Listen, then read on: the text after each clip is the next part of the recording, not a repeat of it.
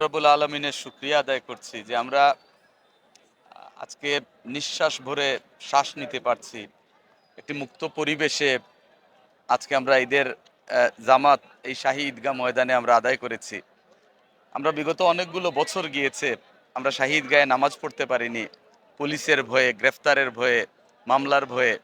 আল্লাহ আমাদের সেই সুযোগটি দিয়েছেন এবং এই সুযোগটি দেওয়ার পিছনে যারা রক্ত দিয়েছেন, শ্রম দিয়েছেন, ঘাম দিয়েছেন, পঙ্গুত্ব বরণ করেছেন, শহীদ হয়েছেন, আজকে আমরা তাদেরকে স্মরণ করছি।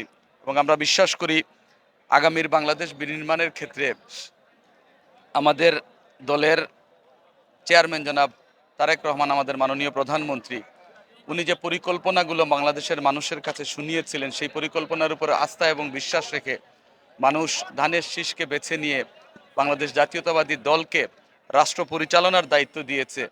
বাংলাদেশের মানুষের প্রতিটি প্রত্যাশা পূরণ করার ক্ষেত্রে আমার এবং আমাদের দল বাংলাদেশ জাতীয়তাবাদী দল এবং বিএনপি সরকার যেন কাজ করতে পারে, মহান আল্লাহ রাব্বুল আলামিন যেন সেই তৌফিকটুকু আমাদের সকলকে দেন।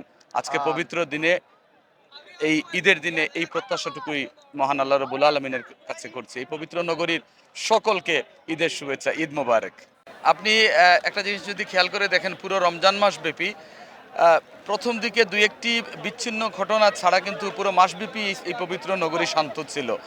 এবং আমরা আইন শৃঙ্খলা রক্ষার দায়িত্বে যারা আছেন তাদেরকে আমাদের মাননীয় মন্ত্রী পরিষ্কার নির্দেশনা দিয়েছেন যে এই পবিত্র নগরীকে পবিত্র রাখার স্বার্থে যে কোনো পদক্ষেপ নেয়ার ক্ষেত্রে যেন কোনো কার্পণ্য না হয় এবং মানুষ যাতে শান্তিতে নিরাপত্তার সহিত ঈদ উদযাপন করতে পারে। এবং বিশেষ করে এই পবিত্র ঈদে পর্যটক যারা আসবেন তাদের সার্বক্ষণিক নিরাপত্তা নিশ্চিত করার সেই প্রয়োজনীয় পদক্ষেপটুকু নেয়ার জন্য ইতিমধ্যে আমাদের মাননীয় মন্ত্রী এবং আমাদের সকলের পক্ষ থেকে কিন্তু সেই অনুরোধ এবং নির্দেশনা কিন্তু দেওয়া হয়েছে।